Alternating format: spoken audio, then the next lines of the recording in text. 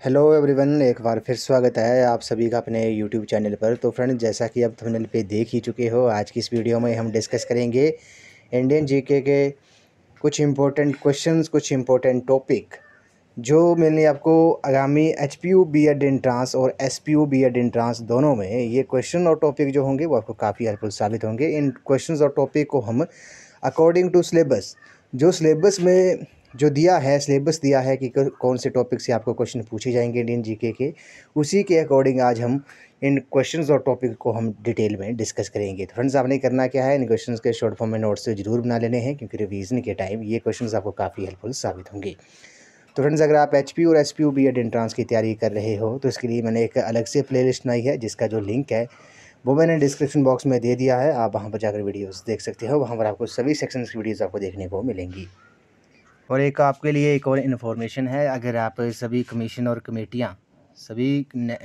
कमेटियाँ जो हैं अगर आप परचेज़ करना चाहते हो, उनकी पीडीएफ जो है वो आप परचेज़ करना चाहते हो, तो आपने 9816270168 नंबर पे व्हाट्सएप करना है और पेमेंट का आपने स्क्रीनशॉट जो है वो शेयर करना है। मात्र 50 रुपये में आपको सभी कमीशन और कमेटियाँ जो हैं वो आपको वहाँ देखने को मिलेंगी। डिटेल में भी आपको वहाँ एक पीडीएफ में डिटेल में होंगे वो जितने भी इंपॉर्टेंट कमीशन और कमेटियाँ हैं। एक पीडीएफ में आज आज़ादी से पहले और आज़ादी के बाद आज तक जितने भी कमीशन और कमेटियाँ हैं, किस ईयर कौन सी गठित हुई थी कमेटी, वो सभी आपको उस पीडीएफ में, एक पीडीएफ में देखने को मिलेंगी और एक में डिटेल में होंगी जो इम्पोर्टेंट कमीशन और कमेटियाँ हैं।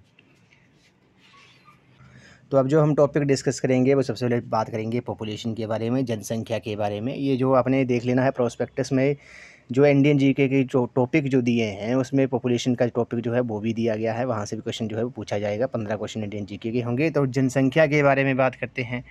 तो आपको पता है भारत में विश्व की 17.6% आबादी जो है वो निवास करती है। ये 2011 की जनगणना के अनुसार है। ये आपने याद रखना है, भारत में विश्व की जो जनसंख्या है वे 17.6% जो है वो निवास करती है।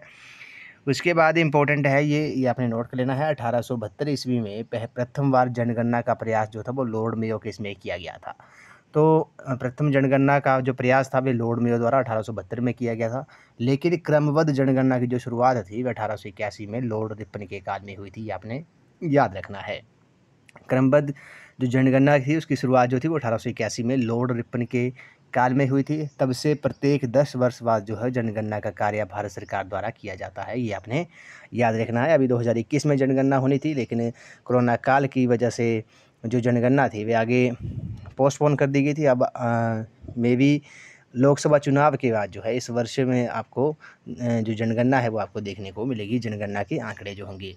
तो 1872 में पहली बार जनगणना का प्रयास किया गया था, किसके द्वारा, लॉर्ड मेयो के द्वारा। लेकिन जो क्रमबद्ध जनगणना थी, जो कंटिन्यू जो हुई थी जनगणना, वो 1881 में लॉर्ड रिपन के काल से हुई थी। उसके बाद बात करते हैं 1921 और 1911 और 21 का जो दशक था वे भारतीय जनसंख्या की महान विभाजक रेखा, ग्रेटेस्ट डिवाइड लाइन कहा जाता है। ये आपने याद रखना है कि इस दशक को, 1911-21 के दशक को भारतीय जनसंख्या की ग्रेट डिवाइड लाइन कहा जाता है। क्यों कहा जाता है? क्योंकि इस दौरान जो थी वो जनसंख्या वृद्धि दर जो थी वो ऋणात्मक थी, यानी कि जो जनसंख्या वृद्धि दर जो थी वो नेगेटिव में चली गई थी। 0.03% जो थी वो जनसंख्या वृद्धि दर जो थी वो कम हुई थी, नेगेटिव में। ये आपने याद रखना है। तो 1911 और 21 का जो दशक था भारतीय जनसंख्या का, इसे ग्रेट डिवाइड लाइन, महान विभाजक रेखा जो है वो कहा जाता है। अब 2011 के जो आंकड़े हैं उनके बारे में बात कर लेते हैं। जनगणना 2011 के अनुसार कुल जनसंख्या जो थी भारत की वो कितनी थी? वो 121 करोड़ 8 लाख 54,977 थी। पुरुष की जो संख्या थी वे आपकी 6237 लाख थी, 51.47%। महिलाओं की संख्या जो थी वो 5864 लाख थी। और 0 से 6 आयु वर्ग की जो जनसंख्या थी वो 13.6% थी। लिंगानुपात जो था भारत का 2011 की जनगणना के अनुसार वे 943 था। जनसंख्या घनत्व जो था प्रति वर्ग किलोमीटर वे 382 था भारत का। साक्षरता दर जो थी वो 73% थी। और दशकीय वृद्धि दर, ये इंपॉर्टेंट है, दशकीय वृद्धि दर जो है वो कितनी थी? वो 17.7% थी। दशकीय वृद्धि दर जो होती है, मतलब 2001 में जनगणना हुई थी, उसके बाद 2011 में हुई थी, तो कितनी परसेंट जो थी वो पॉपुलेशन जो थी वो बढ़ गई थी, तो वो जनसंख्या वृद्धि दर हुआ तो वो 17.7% थी। उसके बाद कुछ इंपॉर्टेंट फैक्ट हैं, जैसे जनसंख्या की दृष्टि से 4 जो बड़े राज्य हैं, तो जनसंख्या की दृष्टि से सबसे बड़ा जो राज्य है वह आपका उत्तर प्रदेश है। उत्तर प्रदेश के बाद जो है वो महाराष्ट्र का स्थान आता है, महाराष्ट्र के बाद बिहार का, और बिहार के बाद पश्चिम बंगाल का। ये अपने पहले 4 जो हैं वो याद रखने हैं।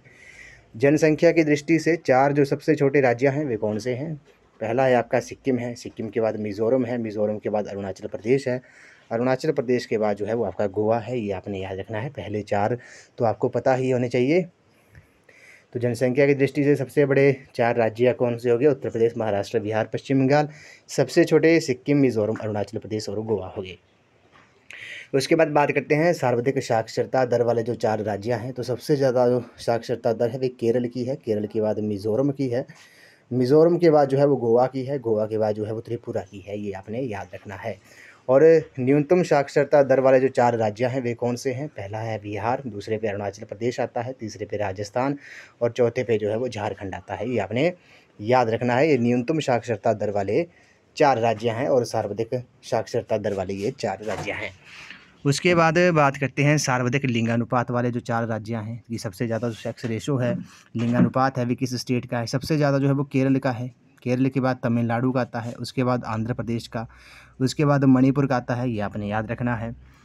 न्यूनतम लिंगानुपात वाले जो 4 राज्य हैं वे कौन से हैं? वे हरियाणा हो गया, जम्मू कश्मीर जो हो गया, अब ये यूटी है, ये आपने याद रखना है, अब ये यूटी है। उसके बाद सिक्किम का स्थान आता है 890 है, पंजाब का आता है उसके बाद। तो ये न्यूनतम सेक्स रेशो वाले जो 4 स्टेट्स हैं वो आपने याद रखना है। और सर्वाधिक लिंगानुपात वाले जो 4 राज्य हैं वो भी आपने याद रखने हैं, क्योंकि एग्ज़ाम में जो है आजकल ऐसा नहीं है कि पहला पूछा जाए कि सर्वाधिक साक्षरता दर वाला जो राज्य है वो कौन सा है। आजकल ऐसे पूछ लेते हैं कि केरल के बाद साक्षरता दर वाला जो दूसरे नंबर पे जो राज्य है वे कौन सा है। तो ये आपने याद रखना है। उसके बाद जो अगला टॉपिक था, अकॉर्डिंग टू सिलेबस ही हम डिस्कस कर रहे हैं इन टॉपिक्स को इंडियन जीके के। अगला था आपका फ्रीडम स्ट्रगल के बारे में था।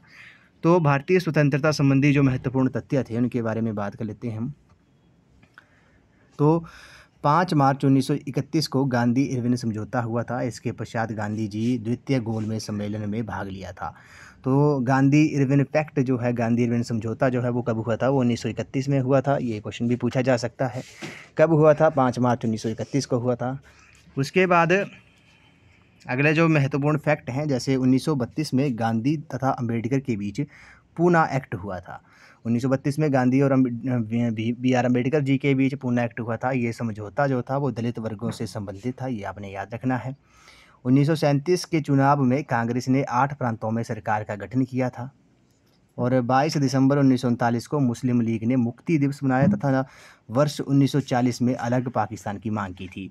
तो जो मुस्लिम लीग थी उसने 22 दिसंबर 1939 को मुक्ति दिवस मनाया था। वर्ष 1940 में उन्होंने अलग पाकिस्तान बनाने की मांग की थी मुस्लिम लीग ने। मुस्लिम लीग की जो स्थापना थी वो 1906 में हुई थी।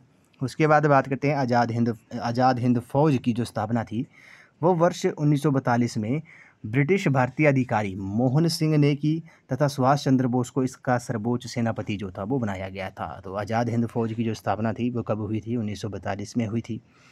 ब्रिटिश भारतीय अधिकारी मोहन सिंह ने की थी इसकी स्थापना, और सुभाष चंद्र बोस को इसका सर्वोच्च सेनापति जो था वो बनाया गया था। उसके बाद 15 फरवरी 1946 को भारतीय संविधान की स्थापना के लिए कैबिनेट मिशन भारत भेजा गया था। ये भी आपने याद रखना है। कैबिनेट मिशन के जो सदस्य थे वो कौन थे? वो सर स्टेफोर्ड थे, पैथिक लॉरेंस थे और AB अलेक्जेंडर थे। ये आपने याद रखना है। 20 फरवरी 1947 को ब्रिटिश प्रधानमंत्री इटली ने जून 1948 तक भारत को स्वतंत्र करने की घोषणा की थी। ये आपने याद रखना है, इंपॉर्टेंट पॉइंट है कि जून 1948 तक भारत को स्वतंत्र करने की घोषणा की थी। किसने की थी? वो 26 फरवरी 1947 को ब्रिटिश प्रधानमंत्री इटली जो थे। उसके बाद 22 मार्च 1947 को लॉर्ड माउंटबेटन को भारत का वाइसराय बनाया गया था। 4 जुलाई 1947 को भारतीय स्वतंत्रता विधेयक जो था वो पास हुआ था और 15 अगस्त 1947 को भारत जो था वो आज़ाद हुआ था। ये तो कुछ इंपॉर्टेंट फैक्ट थे, महत्वपूर्ण तथ्य थे भारतीय स्वतंत्रता संबंधी महत्वपूर्ण तथ्य। अब उसके बाद बात करते हैं भारतीय स्वतंत्रता संग्राम के जो प्रमुख व्यक्तित्व थे उनके बारे में हम थोड़ा डिटेल में डिस्कस करेंगे, उनकी उपलब्धियाँ क्या थी।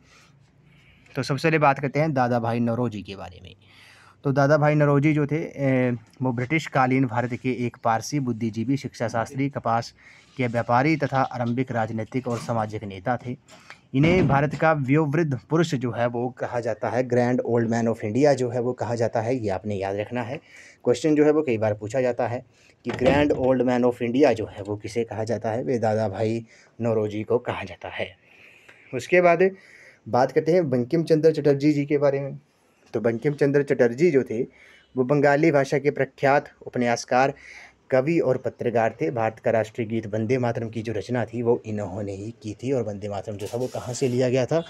वो आनंद मठ से लिया गया था। तो बंकिम चंद्र चटर्जी जो थे वो बंगाली भाषा के प्रख्यात उपन्यासकार, कवि और पत्रकार थे। भारत का राष्ट्रीय गीत वंदे मातरम जो था उसकी रचना जो थी वो इन्होंने ही की थी। और भारतीय राष्ट्रीय गान जो था उसकी जो रचना थी जन गण मन की, वो रविंद्रनाथ टैगोर जी ने की थी। उसके बाद बात करते हैं एनी बेसेंट के बारे में। तो एनी बेसेंट जो थे एक आयरिश महिला थी, ये आपने याद रखना है, जो 1917 में भारतीय राष्ट्रीय कांग्रेस की अध्यक्ष भी बनी थी। इन्होंने थियोसॉफिकल सोसाइटी की स्थापना की थी और इन्हें आयरन लेडी के नाम से भी जाना जाता है। तो एनी बेसेंट जो थी वो एक आयरिश महिला थी, ये आपने याद रखना है। बात करते हैं बाल गंगाधर तिलक जी के बारे में। ये स्वतंत्रता सेनानी थे। बाल गंगाधर तिलक एक समाज सुधारक, वकील और स्वतंत्रता सेनानी थे। इन्होंने होम रूल लीग की स्थापना की थी। तो क्वेश्चन पूछ सकते हैं कि होम रूल लीग की जो स्थापना थी वे किसने की थी? वे बाल गंगाधर तिलक जी ने की थी। साथ ही साथ गणेश उत्सव, शिवाजी उत्सव का भी प्रारंभ जो था वो बाल गंगाधर तिलक द्वारा ही किया गया था। उसके बाद बात करते हैं बिपिन चंद्र पाल के बारे में। भारतीय स्वतंत्रता संग्राम के उग्रवादी नेता में से एक बिपिन चंद्र पाल, जिन्होंने स्वदेशी आंदोलन का संचालन किया था। रविंद्रनाथ टैगोर जी के बारे में बात करते हैं। रविंद्रनाथ टैगोर एक बंगाली कवि थे जिन्होंने भारत के राष्ट्रीय गान जन गण मन की रचना की। इन्हें इनकी रचना गीतांजलि के लिए नोबेल पुरस्कार मिला था और ये भारत और एशिया के पहले व्यक्ति थे जिन्हें नोबेल पुरस्कार से सम्मानित किया गया था। उसके बाद बात करते हैं लाला लाजपत राय के बारे में। भारतीय स्वतंत्रता संग्राम के अग्रणी नेता लाला लाजपत राय, जिन्हें शेरे पंजाब के नाम से भी जाना जाता है, इन्होंने स्वराज पार्टी की स्थापना की थी और साइमन कमीशन के विरोध में इन पे लाठीचार्ज हुआ था जिसके कारण इनकी मृत्यु हो गई थी। तो फ्रेंड्स, अगर आपको आज का जो सेशन है वो इम्पोर्टेंट है, आपको पसंद आ रहा है तो वीडियो को लाइक शेयर एंड कमेंट जरूर कर दें। चैनल को सब्सक्राइब भी साथ में जरूर कर दें। और ये जो हम टॉपिक्स जो डिस्कस कर रहे हैं ये अकॉर्डिंग टू सिलेबस, मैं आपको बार बार बोल रहा हूँ, अकॉर्डिंग टू सिलेबस ही हम इन क्वेश्चंस को, इन टॉपिक्स को डिस्कस कर रहे हैं। क्योंकि एचपी द्वारा जो सिलेबस जारी किया गया है उसमें जो है इंडियन जीके में ये जो टॉपिक्स हैं ये इंक्लूड किए गए हैं, बताए गए हैं। उसके बाद बात करते हैं गोपाल कृष्ण गोखले के बारे में। तो गोपाल कृष्ण गोखले जो थे वो भारत के राष्ट्रपिता महात्मा गांधी के राजनीतिक गुरु थे। इन्होंने सर्वेंट ऑफ इंडिया सोसाइटी की स्थापना की थी। तो गोपाल कृष्ण गोखले जो थे वो भारत के राष्ट्रपिता महात्मा गांधी जी के राजनीतिक गुरु थे। तो फ्रेंड्स, अगर आप national commissions and committees on education की पीडीएफ जो है वो कंप्लीट चाहते हो तो आपने इस नंबर पे व्हाट्सएप करना है। व्हाट्सएप पे मात्र आपने 50 रुपये की पेमेंट करनी है और स्क्रीनशॉट जो है वो आपने पेमेंट का वो इस नंबर पे सेंड करना है। आपको प्रोटेक्टेड पीडीएफ जो है वो प्रोवाइड कर दी जाएंगी, 2 पीडीएफ होंगी। उसके बाद बात करते हैं महात्मा गांधी जी के बारे में। तो महात्मा गांधी भारतीय स्वतंत्रता संग्राम के नेतृत्वकर्ता के रूप में प्रसिद्ध। महात्मा गांधी जिन्होंने सत्य और अहिंसा के रास्ते पर चलते हुए भारत को आज़ादी दिलवाई, इन्हें राष्ट्रपिता और बापू के नाम से भी जाना जाता है। तो महात्मा गांधी जो थे इन्हें राष्ट्रपिता और बापू के नाम से भी जाना जाता है, ये भी आपने याद रखना है। उसके बाद बात करते हैं सरोजिनी नायडू के बारे में। तो भारतीय स्वतंत्रता संग्राम में भाग लेने वाली प्रथम महिला, जिसे नाइटिंगेल ऑफ इंडिया के नाम से जाना जाता है। उत्तर प्रदेश की प्रथम महिला राज्यपाल होने का गौरव भी इन्हें प्राप्त है। तो भारतीय स्वतंत्रता संग्राम में भाग लेने वाली जो प्रथम महिला थी वो कौन थी? वे सरोजिनी नायडू थी, जिन्हें नाइटिंगेल ऑफ इंडिया कहा जाता है। और किसी भी राज्य की पहली महिला राज्यपाल होने का जो गौरव है वो भी इन्हें ही प्राप्त है। ये उत्तर प्रदेश स्टेट की राज्यपाल जो थे वो रह चुकी थी। उसके बाद बात करते हैं चक्रवर्ती राजगोपालाचारी के बारे में। तो चक्रवर्ती राजगोपालाचारी को तमिलनाडु में सविनय अवज्ञा आंदोलन को नेतृत्व करने का श्रेय दिया जाता है। ये स्वतंत्र भारत के प्रथम भारतीय गवर्नर जनरल थे, ये आपने याद रखना है। डॉक्टर राजेंद्र प्रसाद जी के बारे में बात करते हैं। स्वतंत्र भारत के प्रथम राष्ट्रपति डॉक्टर राजेंद्र प्रसाद संविधान सभा के प्रथम स्थायी अध्यक्ष भी थे। इन्हें भारत रत्न से भी नवाजा गया था। तो ये स्वतंत्र भारत के पहले राष्ट्रपति थे। उसके बाद बात करते हैं पंडित जवाहरलाल नेहरू जी के बारे में। स्वतंत्र भारत के प्रथम प्रधानमंत्री पंडित जवाहरलाल नेहरू थे। इन्हें संघ संविधान समिति के अध्यक्ष के तौर पर भी चुना गया था और सबसे लंबा कार्यकाल जो था एज ए प्राइम मिनिस्टर जो था वो इन्हीं का था। उसके बाद बात करते हैं डॉक्टर भीमराव अंबेडकर जी के बारे में। तो भारतीय संविधान के पिता के रूप में विख्यात डॉक्टर भीमराव अंबेडकर जी जो संविधान सभा के प्रारूप समिति के अध्यक्ष थे।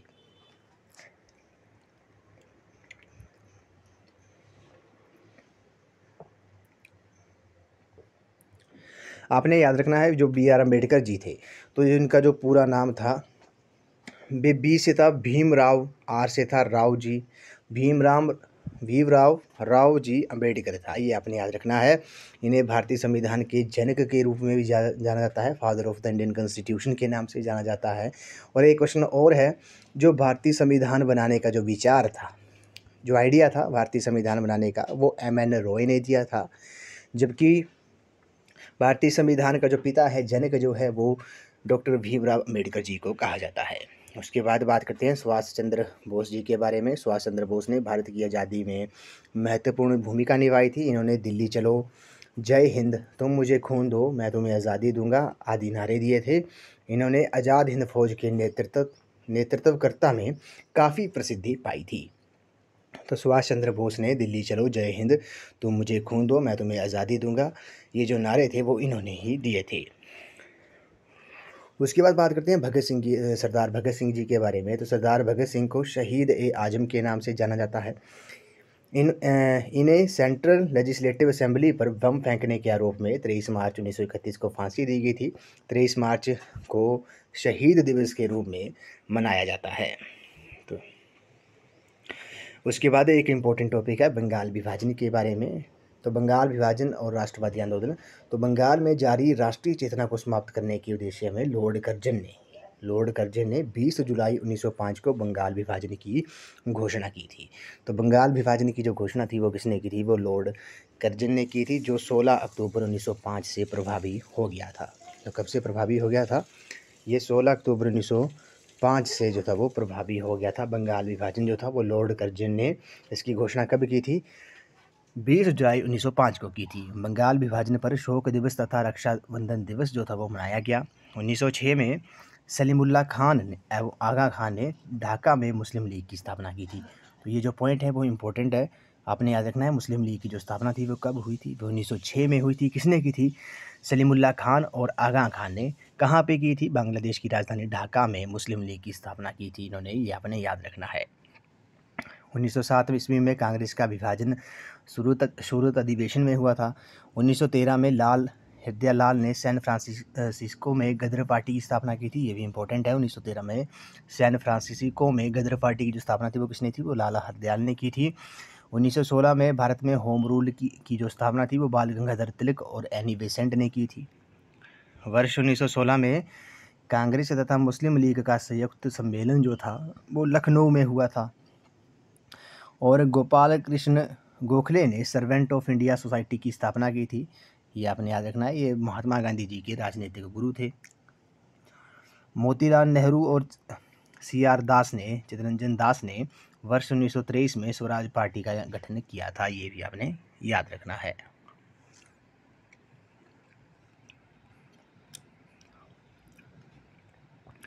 लास्ट में बात करते हैं प्रमुख सामाजिक धार्मिक सुधार और संस्थाओं के बारे में। यहाँ से जो क्वेश्चन है वो भी पूछा जाता है, क्योंकि ये आमतौर पर ये जो टॉपिक है यहाँ से जो क्वेश्चन है वो काफ़ी कन्फ्यूजिंग होते हैं। तो बात करते हैं ब्रह्म समाज की। तो ब्रह्म समाज की जो स्थापना थी वे 1828 में किसने की थी? वो राजा राम मोहन राय ने की थी, ये अपने नोट कर लेना है। ये काफ़ी ब्रह्म समाज हो गया, आर्य समाज हो गया, रामकृष्ण मिशन हो गया, इसमें कन्फ्यूज़न हो जाती है।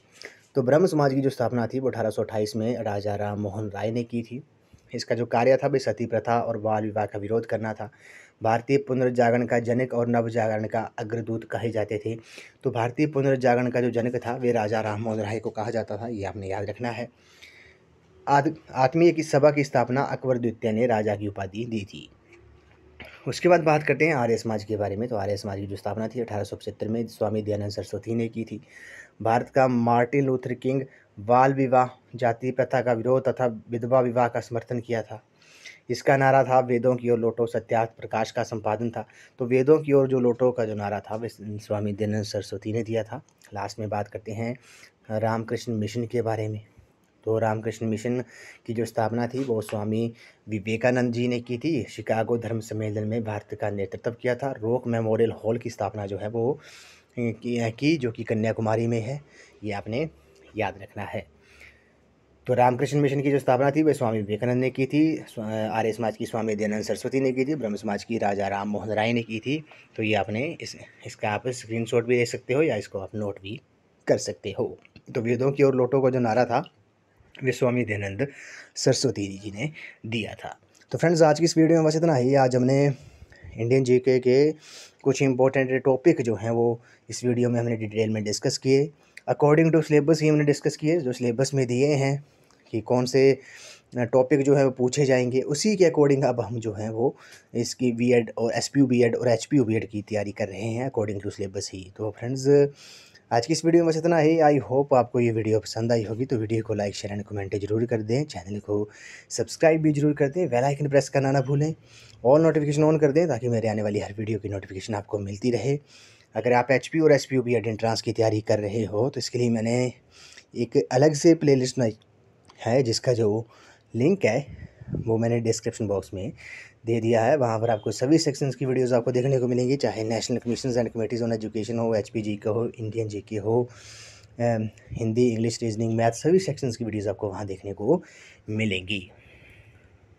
एक बार आपके लिए एक और पहले ही वीडियो में डिस्कस किया था स्टार्टिंग में कि अगर आप सभी कमीशन और कमेटियाँ जो हैं उनकी जो पीडीएफ जो हो, जितनी भी कमीशन और कमेटियाँ आज तक आज़ादी से पहले से लेकर आज तक, और उन कमेटियों को डिटेल में हिंदी लैंग्वेज में बाइलिंगुअल होगा। एक पीडीएफ इंग्लिश में ही होगी, जो कमेटियाँ किस वर्ष गठित की गई थी वो सारा इंग्लिश में होगा विद ईयर, और एक पीडीएफ में आपको वो इंपॉर्टेंट कमीशन और कमेटियाँ जो है वो आपको हिंदी लैंग्वेज में आपको वहाँ देखने को मिलेंगी। अगर आप परचेज़ करना चाहते हो तो 9816270168 नंबर पे आपने व्हाट्सएप करना है। मात्र 50 रुपये, 50 रुपीज़ आपने पेड करने हैं। आपने इसी नंबर पे पेमेंट करनी है। इसका जो स्क्रीनशॉट है आपने बस नंबर पे व्हाट्सएप करना है। आपको जो पीडीएफ जो है, दोनों पीडीएफ जो है वो आपको दे दी जाएंगी। प्रोटेक्टेड पीडीएफ होंगी, उसके साथ आपको पासवर्ड भी जो है वो आपको दिया जाएगा उन पीडीएफ का। तो फ्रेंड्स, आज की इस वीडियो में बस इतना ही। आई होप आपको ये वीडियो पसंद आई होगी। तो वीडियो को लाइक शेयर एंड कमेंट जरूर कर दें और चैनल को सब्सक्राइब भी जरूर कर दें। तो थैंक यू फ्रेंड्स।